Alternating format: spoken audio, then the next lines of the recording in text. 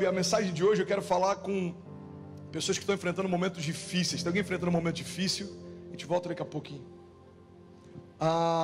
Eu recebo centenas de mensagens todos os dias de pessoas que acham que fracassaram. Mas o que eu percebi ao longo do tempo é que a maior parte das pessoas que estão parando porque acham que fracassaram, elas não fracassaram. Elas só desistiram.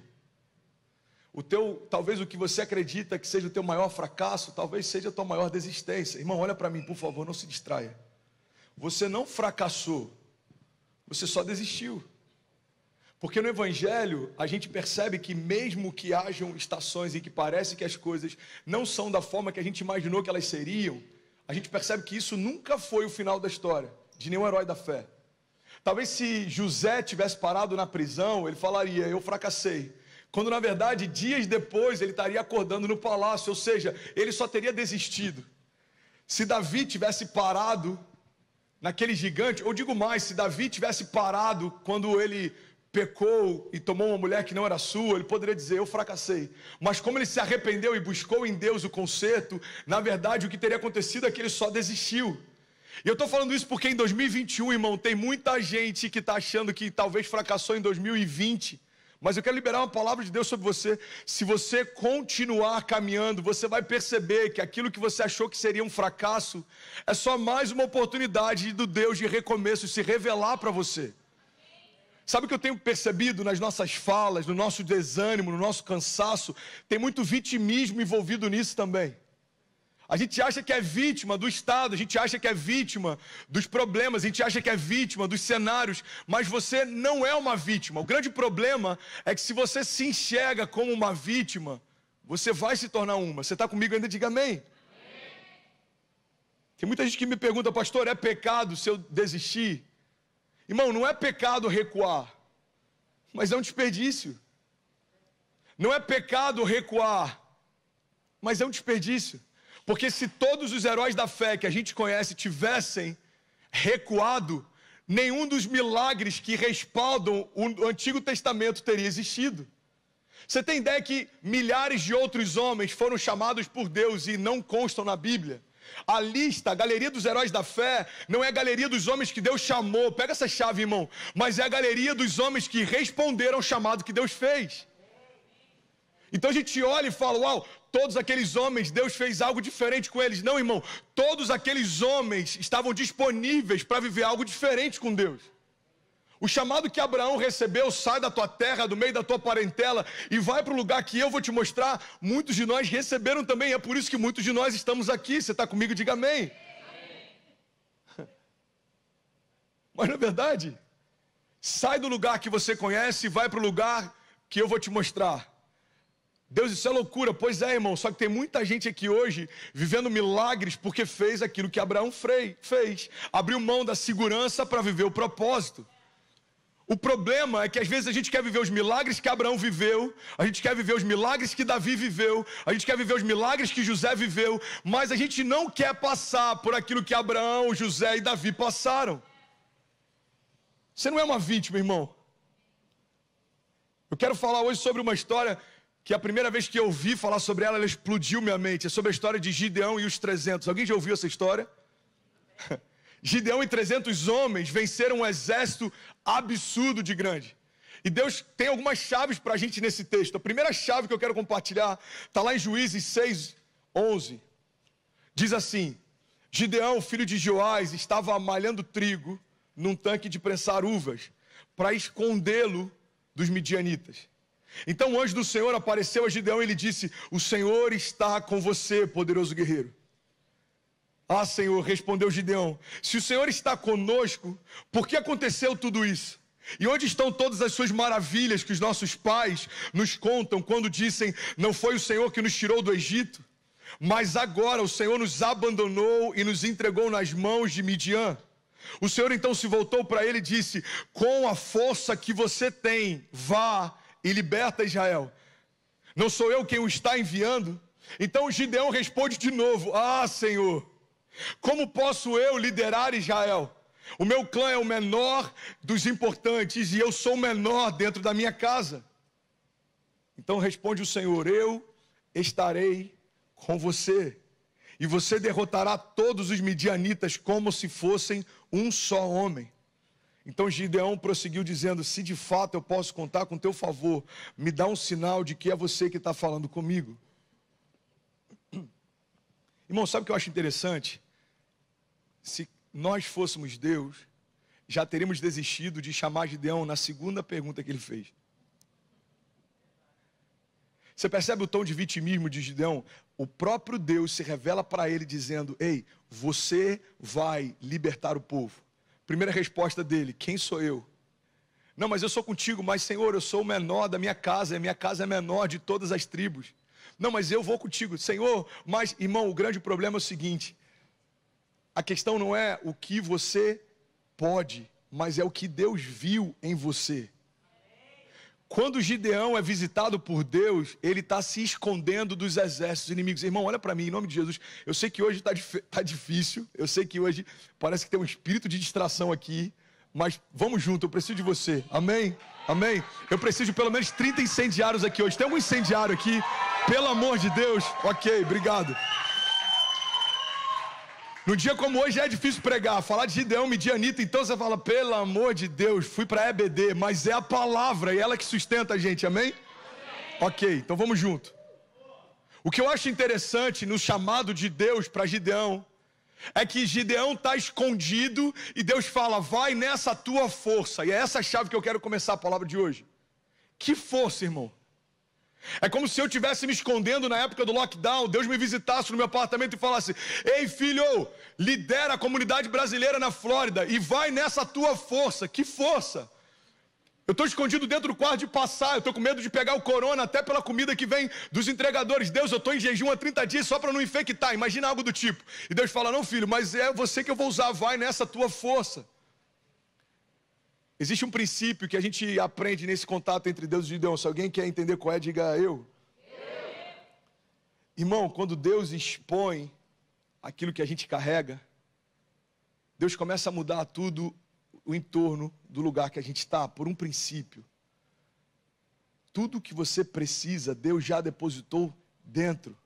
Toda a palavra de vida Deus já depositou dentro. Todo desígnio Deus já depositou dentro. Toda autoridade Deus já depositou dentro. Quando Deus está falando vai nessa tua força, não é na força que Gideão conquistou, mas era na força que Deus já havia dado para ele. É por isso que o maior poder do evangelho não é quando a gente altera as coisas do lado de fora, mas é quando permite que Deus altere as coisas de dentro para fora. É quando Deus traz para fora quem nós realmente somos, que a realidade ao nosso redor começa a ser transformada. Irmão, guarda isso em nome de Jesus. Tem uma passagem na Bíblia que Jesus chega para Pedro e faz um convite para Pedro. Jesus fala: Pedro, se você me seguir, eu vou te tornar um pescador de homens.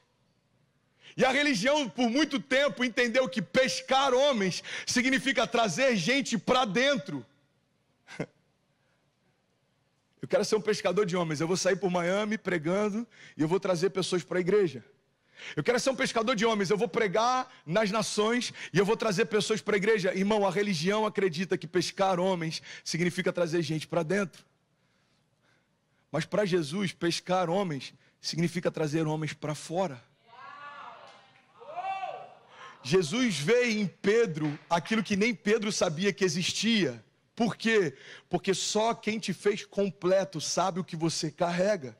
Então Deus olha um homem que fede a peixe e fala: ei, se você me seguir, eu vou te tornar um apóstolo da igreja. Eu vou te tornar uma pedra fundamental na igreja primitiva. Eu vou te tornar um apóstolo. Irmão, ele fedia peixe, ele era um homem rude, era o primeiro encontro dele. Se a gente olhasse pela perspectiva humana, não fazia sentido esse convite. Mas de fato, pela perspectiva humana, não faz sentido o teu chamado. É porque Deus não vê como o homem vê. Deus olha para Pedro, mas ele enxerga dentro de Pedro. Então o convite de Jesus para pescarmos homens é para trazermos homens de dentro para fora. Quando Deus olha para Gideão e fala: ei Gideão, vai nessa tua força, não é na força que ele tinha, mas é na força que Deus já havia dado e ele nem sabia que tinha. É Deus despertando, irmão. Quando Deus toca na identidade de alguém e desperta, essa pessoa ela se torna irreconhecível. Mas na verdade, essa nova pessoa é quem ela sempre foi. Só estava escondido debaixo de um monte de entulho, de um monte debaixo de preocupações de ser aceito, de ser politicamente correto. No Antigo Testamento, olha que louco isso. Os profetas eram mortos por perseguição. No nosso tempo, profetas são mortos por necessidade de aprovação. Debaixo de quem a gente tem um entulho de necessidade de ser aprovado, necessidade de ser aceito, necessidade de ser ouvido, necessidade... E é quando Deus invade o nosso interior, remove esses entulhos e traz para fora quem a gente que as pessoas vão olhar e vão falar, não era o menor da menor casa? Mas dentro dele habitava uma força que ninguém sabia que ele tinha. Você está comigo ainda? Diga amém. E é por isso que é perigoso quando a gente chega para Deus e pede para que Ele tenha compaixão ou pena da gente. Porque Deus olha para você no teu estado atual, mas Ele vê dentro de você, no teu estado, desde que Ele te fez. Então Ele olha e fala, o teu exterior realmente não está muito bom não, você está um pouco acabado. Mas eu sei quem você é quando eu te fiz. Pega essa chave, irmão. Eu sei quem você é, e eu sei o que você carrega porque fui eu quem colocou isso lá. Irmão, tem muita gente fracassando ou desistindo, porque ao invés de buscar em Deus as respostas que precisa, se cerca de pessoas que ficam lambendo as suas próprias feridas. Então eu fico falando o quanto que está difícil para mim, você fala o quanto está difícil para você, e a gente começa a achar que está ruim para todo mundo. Não está, está ruim para o teu gueto. Está ruim para o teu grupo. Eu sei que pode parecer duro, e eu espero que seja, porque tem sido assim que Deus tem tratado. Eu vou dar um exemplo. Se você pegar só empresários que quebraram nessa crise, você vai achar que todos os empresários quebraram nessa crise, mas o dinheiro só trocou de mão. Se você se cercar de famílias que estão em crise, você vai achar que todo mundo se divorciou na crise. Mas não é todo mundo que está em crise. Você que está parando para olhar na direção do lugar que você não gostaria de estar. Você quer buscar conselho? Pega conselho com alguém que vive hoje o que você gostaria de viver amanhã. O problema é que o nosso nível, senso crítico, para escolher pessoas que vão caminhar com a gente é muito baixo. Então a gente aceita qualquer um e a gente começa a celebrar qualquer coisa. E a gente acha que Deus está nisso. Não, Deus não está nisso. Porque o que Ele depositou em você precisa vir para fora, para que tudo ao teu redor comece a ser transformado. Lembra do que eu preguei semana passada sobre Jonas? Jonas corre para o porto, existe um vento favorável, ele entra no barco. Qual que é o problema? O problema é que a passagem estava barata demais. Então não reclama das tempestades que você enfrenta, se você aceita qualquer um na sua jornada. Os homens começam a falar, qual que é o problema? Existe um problema, deve ser alguém amaldiçoado. Eles começam a procurar quem é. Era Jonas, irmão, Jonas estava dormindo no barco. Você percebe, Jesus está dormindo no barco no meio de uma tempestade e Jonas também. A diferença é que um está dormindo porque sabe aonde vai, e o outro está dormindo porque não sabe mais o que fazer. E às vezes a gente olha para algumas pessoas que estão assim e fala, cara, ele está em paz, ele está tranquilo. Não, irmão, ele só desistiu. Não confunda a passividade com confiança. Esperar em Deus significa fazer tudo o que eu preciso fazer e descansar na certeza de que aquilo que eu não posso, só Ele faz. Descansar não significa esperar que Deus pague suas contas, ou que Deus cuide dos seus filhos, ou que Deus salve o teu casamento, ou que Deus mude a tua história. Não, descansar em Deus significa fazer tudo o que eu preciso e agora descansar na certeza de que Deus vai fazer aquilo que eu não faço. Você está comigo? Diga amém. Então o que eu aprendo com o Gideão?